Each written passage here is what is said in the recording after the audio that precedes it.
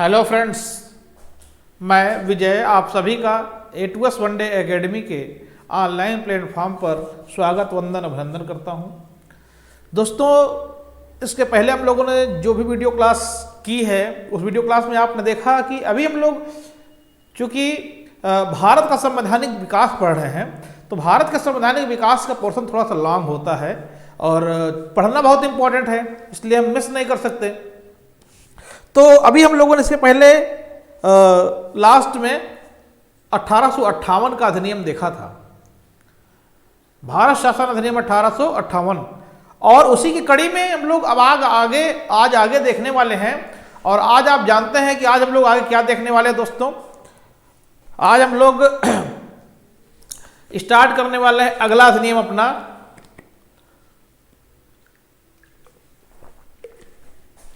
भारत परिषद अधिनियम 1861। क्या है दोस्तों आज का? भारत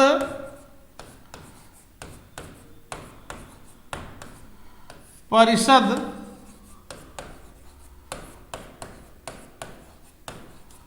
अधिनियम 1861 बहुत ही महत्वपूर्ण अधिनियम है दोस्तों। ये इसमें 4-5 चीजें ऐसी हैं जो एग्जामिनेशन में पूछी जाती हैं। आप ये जान लीजिए, पहली बात तो ये है क्या, तो आप ये जान लीजिए भारत के संवैधानिक विकास के पॉइंट ऑफ व्यू से बहुत ही महत्वपूर्ण अधिनियम है, क्योंकि ये वही अधिनियम है जिसमें संवैधानिक विकास का सूत्रपात किया गया। किसका? संवैधानिक विकास का क्या किया गया दोस्तों? यहां सूत्रपात किया गया, सूत्रपात किया गया। अगर कभी दोस्तों ये क्वेश्चन आ जाए, आपसे पूछ ले कि संवैधानिक विकास का सूत्रपात किस अधिनियम में होता है, तो सीधी लाइन में आप आंसर देंगे, जवाब देंगे कि संवैधानिक विकास का सूत्रपात जो होता है वो 1861 में होता है। दोस्तों, एक बात आपको गौर करना होगा कि जो भारत की प्रथम राज्य स्वतंत्रता क्रांति हुई थी वो 1857 में हुई थी, ये सबको पता है। और 1857 के बाद 1858 का अधिनियम बन चुका है। लेकिन आप जान रहे हैं यहां तक पहुंचते पहुंचते भारतीयों के अंदर काफी असंतोष पैदा हो चुका था। तो ब्रिटेन की सरकार ने, ब्रिटेन की संसद ने क्या किया? एक उदार नीति, सहयोग की नीति अपनाते हुए, उदारता दिखाते हुए इस कानून को बनाया ताकि भारतीयों के अंदर विश्वास जगाया जा सके। तो यहां पर गौर करिएगा, बहुत समझने वाली बात है। ब्रिटेन की सरकार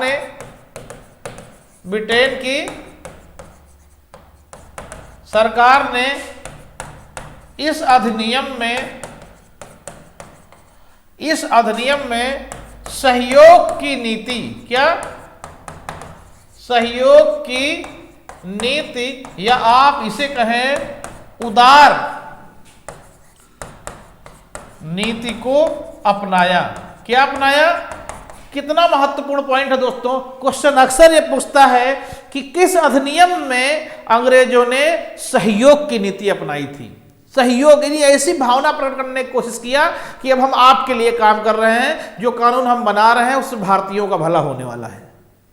लेकिन लास्ट में आप जानते हैं असंतोष अपने चरमोत्कर्ष पर था, तो ये जो है समझा नहीं पाए, लेकिन समझाने का बराबर प्रयास किया। तो ये बातें याद रखना है कि 1861 का ही अधिनियम है जिसमें संवैधानिक विकास का सूत्रपात होता है दोस्तों। और ये ब्रिटेन की सरकार ने इस अधिनियम में सहयोग की नीति अर्थात उदार नीति अपनाते हुए क्या किया? उसने भारतीयों को शासन में भागीदार बनाने का प्रयास किया। सबसे महत्वपूर्ण पॉइंट है, क्या किया था इसने?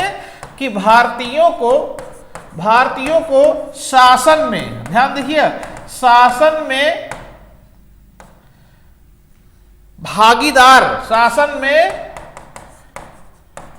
भागीदार बनाने का प्रयत्न किया। कितना महत्वपूर्ण क्वेश्चन है दोस्तों, यहां से क्वेश्चन आना ही आना है। क्या आना है? ध्यान से सुनिएगा। अब आप देखिए कि 1861 का वह अधिनियम है जिसमें भारत के संवैधानिक विकास का सूत्रपात होता है। ठीक है। दूसरी बात, ब्रिटेन की सरकार इस अधिनियम से सहयोग की नीति या उदार नीति को अपनाती है, भारतीयों को यह विश्वास दिलाने के लिए कि हम जो कानून बना रहे हैं वो आपके लिए बना रहे हैं और आपको उससे बहुत लाभ होने वाला है। क्या किया उसने? भारतीयों को शासन में भागीदार बनाने का प्रयास किया, यानी यही यकीन दिलाने के लिए कि भैया आपका ये जो शासन व्यवस्था हम चला रहे हैं ये आपके लिए चला रहे हैं और आपको इससे बहुत सहयोग मिलने वाला है, इसलिए परेशान होने की कोई जरूरत नहीं है। तो इसे कहा जाता है कि भारतीयों के साथ ब्रिटेन की सरकार ने उदारता दिखाना शुरू कर दिया था 1861 में, यानी उनकी मंशा, भारतीयों की मंशा के अनुरूप उसने कानून बनाने का प्रयास किया कि जिससे कि असंतोष और बढ़े ना, बल्कि असंतोष क्या हो, कम हो। तो ये दोस्तों बहुत ही मेजर पॉइंट है जहां से आपके यूपीपी में, यूपीएसआई में आने की प्रबल संभावनाएं हैं। क्वेश्चन वनडे में आप इसको एक बार स्क्रीनशॉट ले लीजिए। तो इसके और प्रमुख क्या पॉइंट्स हैं, क्या मुख्य बातें हैं इस अधिनियम की, मैं आपको वो बताता हूं, आप इसका स्क्रीनशॉट ले लीजिए।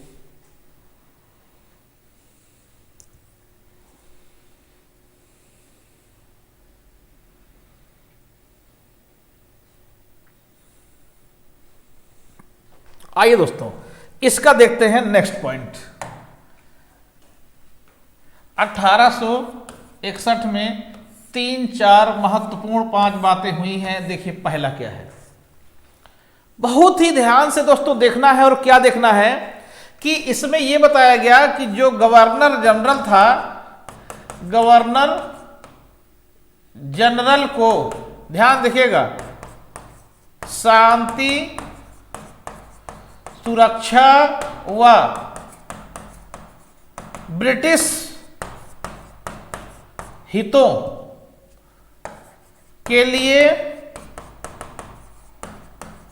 अपनी परिषद के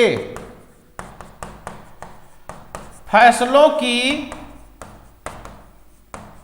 उपेक्षा करने का अधिकार प्राप्त हुआ।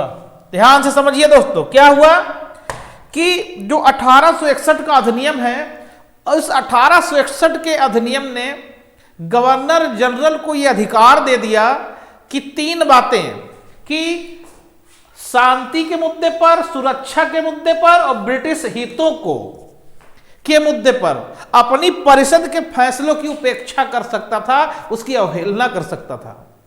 किसको पावर दिया गया? गवर्नर जनरल को। क्लियर? दूसरी बात दोस्तों यह था कि इसमें, इसी के तहत मद्रास और बंबई, ध्यान दीजिएगा क्या बोल रहा हूं मैं, मद्रास व बंबई को अपने लिए कानून बनाने व उसमें संशोधन करने का अधिकार दिया गया। गौर करिएगा क्या कि मद्रास व बंबई को अपने, ध्यान दीजिएगा, मद्रास को, बंबई को अपने लिए कानून बनाने का एक अधिकार दे दिया गया और उसे यह भी अधिकार दे दिया गया कि वो उसमें संशोधन भी कर सकते हैं, जबकि आपको मैं पहले ये पढ़ा चुका हूं कि इनसे अधिकार छीन लिया गया था। ये चला गया था गवर्नर जनरल के पास और उसी के पास पूरा अधिकार था कि हर जगह के लिए कानून बनाएगा। लेकिन 1861 का वह अधिनियम है, 1861 का वह अधिनियम है जो पुनः मद्रास के, बंबई के गवर्नर को अपने लिए कानून बनाने और उसमें संशोधन करने का अधिकार देता है। दूसरी अगली बात जो थी वो दोस्तों ये थी कि गवर्नर जनरल, क्या, गवर्नर जनरल की परिषद की बैठक सप्ताह में एक बार होती थी, जिसकी अध्यक्षता वायसराय गवर्नर जनरल करता था। वायसराय करता था। कितना महत्वपूर्ण पॉइंट है दोस्तों, क्या कि जो गवर्नर जनरल था, इसकी जो परिषद थी, इस परिषद की बैठक जो होती थी सप्ताह में एक बार होती थी। कई बार दोस्तों ये क्वेश्चन पूछा हुआ है कि कितनी बार होती थी, तो सप्ताह में एक बार होती थी। ठीक है, क्वेश्चन देता महीने में, वर्ष में, 6 माह में, सप्ताह में, तो सप्ताह को तो कोई काउंट नहीं कर पाता। लोग यही सोचते हैं कि 2-3 महीना, 4 महीना, 6 महीना में होती रही होगी, लेकिन नहीं। गवर्नर जनरल के परिषद की बैठक कब होती थी? सप्ताह में एक बार होती थी। दोस्तों इसको अच्छे से आप लोग जो है नोट कर लीजिए, ये क्वेश्चन आपके एग्जाम में आने ही वाले हैं। और जितना मैं आपको बता दे रहा हूं दोस्तों, इससे बाहर कोई भी क्वेश्चन पॉलिटी का, संविधान का, मूल विधि का बाहर नहीं जाने वाला है। सारा क्वेश्चन आपके पास रहेगा, आपके नोट्स में रहेगा, और नए यकीन मानिए पढ़कर देख लीजिए। देखिए आगे आपको कितना रिस्पॉन्स इससे मिलने वाला है। इसको स्क्रीनशॉट ले लीजिए, इसके आगे मैं नेक्स्ट बता देता हूं।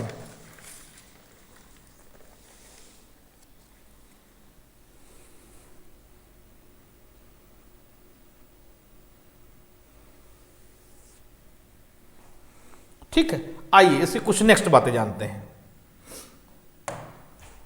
कौन सा चल रहा है दोस्तों? 1861 में 3 बातें आपको मैं और बताता हूं, बहुत ध्यान से समझिएगा। क्या है 3 बातें? पहली है दोस्तों, इस अधिनियम द्वारा प्रतिनिधि शासन, ध्यान दीजिएगा, क्या? प्रतिनिधि शासन की व्यवस्था की शुरुआत हुई। क्वेश्चन कई बार पूछता है कि प्रतिनिधि शासन की शुरुआत किस अधिनियम के तहत होती है? तो दोस्तों प्रतिनिधि शासन की शुरुआत 1861 का अधिनियम करता है। प्रतिनिधि शासन बहुत बार क्वेश्चन पूछेगा, प्रतिनिधि शासन, ये नोट कर लीजिएगा, बहुत बार क्वेश्चन पूछने वाला है। प्रतिनिधि शासन पूछता है ये कि किस अधिनियम के तहत शुरू हुई? तो दोस्तों ये शुरू हुई थी कौन सा अधिनियम? 1861। दूसरी बात ये थी, जो गवर्नर जनरल था दोस्तों, इसको अध्यादेश जारी करने की शक्ति प्राप्त हो गई थी। गवर्नर जनरल को अध्यादेश, ऑर्डिनेंस, अध्यादेश जारी करने की शक्ति प्रदान की गई। क्या देखा दोस्तों? जो गवर्नर जनरल था, गवर्नर जनरल को अध्यादेश जारी करने की शक्ति प्रदान कर दी गई। अध्यादेश जारी वो कर सकता था। और तो और आप जानते हैं कि दोस्तों जो लॉर्ड कैनिंग था, इस समय का गवर्नर जनरल, इसने मंत्रिमंडलीय शासन व्यवस्था की शुरुआत किया था। क्या किया था? मंत्रिमंडलीय शासन व्यवस्था की शुरुआत किया था। इसीलिए इसे मंत्रिमंडलीय शासन व्यवस्था का जन्मदाता कहा जाता है। कौन कौन है दोस्तों? Lord Canning. लॉर्ड कैनिंग ने इस अधिनियम के तहत मंत्रिमंडलीय शासन व्यवस्था की शुरुआत किया। अतः कैनिंग को मंत्रिमंडलीय शासन व्यवस्था का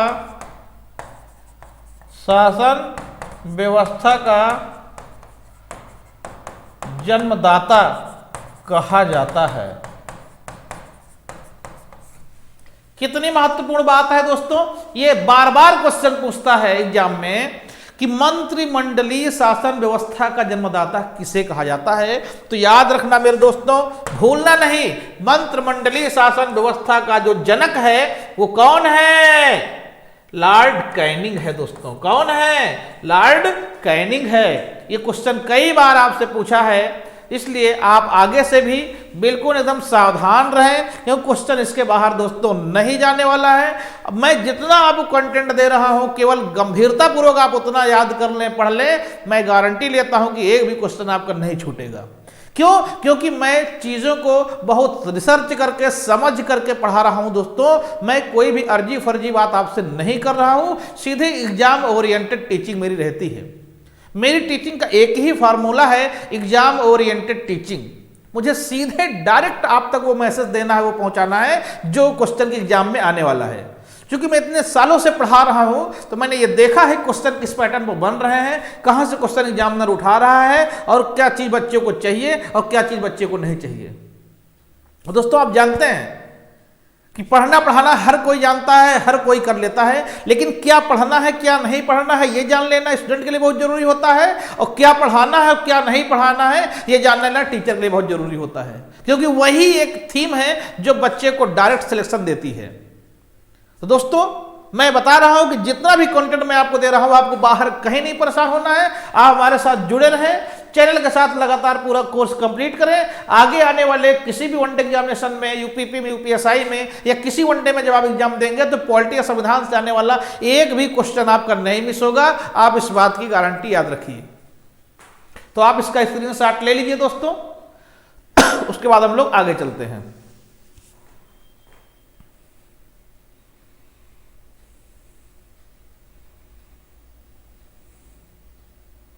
ठीक, आइए नेक्स्ट। और नेक्स्ट है दोस्तों आज का हमारा नेक्स्ट है 1892 का भारत परिषद अधिनियम। क्या है? भारत परिषद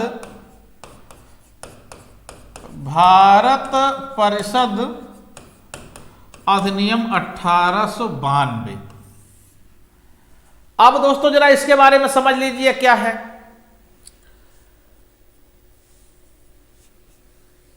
जानते हैं आपकी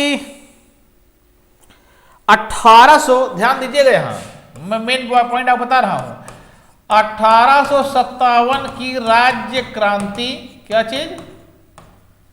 राज्य क्रांति तथा शिक्षा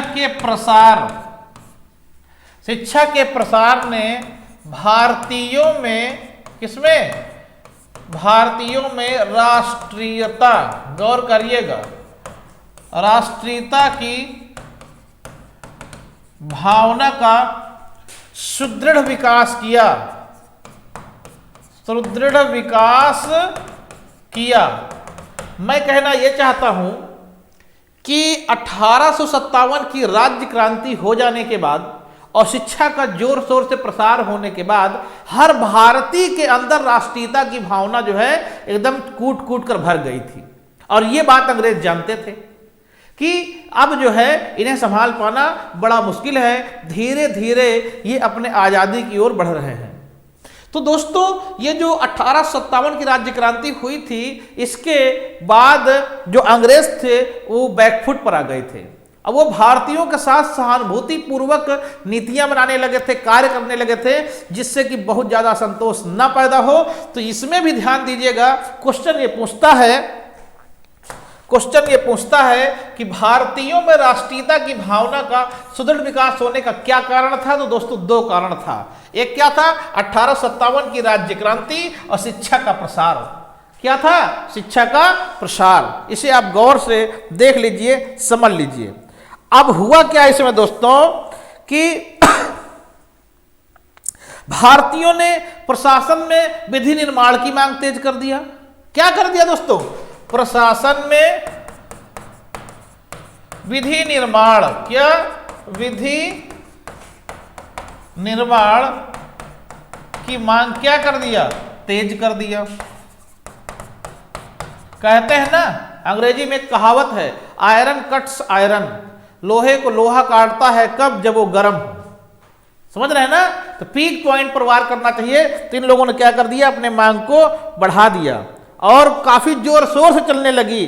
तो उसके बाद हुआ क्या कि दोस्तों इसके बाद अंग्रेजों को कुछ मजबूरीवश अधिनियम के अंतर्गत कुछ बातें लिखनी पड़ी, नीति बनानी पड़ी। वो क्या थी वो जरा ध्यान से समझ लीजिए। इसमें दो बहुत महत्वपूर्ण बातें हैं, मैं आपको दोनों बता देता हूं, समझ लीजिए। ठीक है, पहला यह था कि निर्वाचन पद्धति का प्रारंभ हुआ। क्या? निर्वाचन पद्धति का प्रारंभ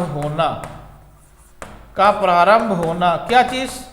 पहले अंग्रेज क्या करते थे, जिसको जहां मर्जी होता था अपना नॉमिनेट कर देते थे, नामजद कर देते थे कि भाई जाओ इस पर तो इसको फला रखते हैं। लेकिन इससे क्या हुआ, 1892 के अधिनियम ने क्या कर दिया, निर्वाचन की पद्धति कोई लोग डाल दिए, क्या कर दिए कि इसमें जो है अब निर्वाचन प्रारंभ किया जाए। और ये इसकी प्रमुख विशेषता है, इस अधिनियम की ये प्रमुख विशेषता, इसको आप भूलेंगे नहीं, प्रमुख विशेषता है।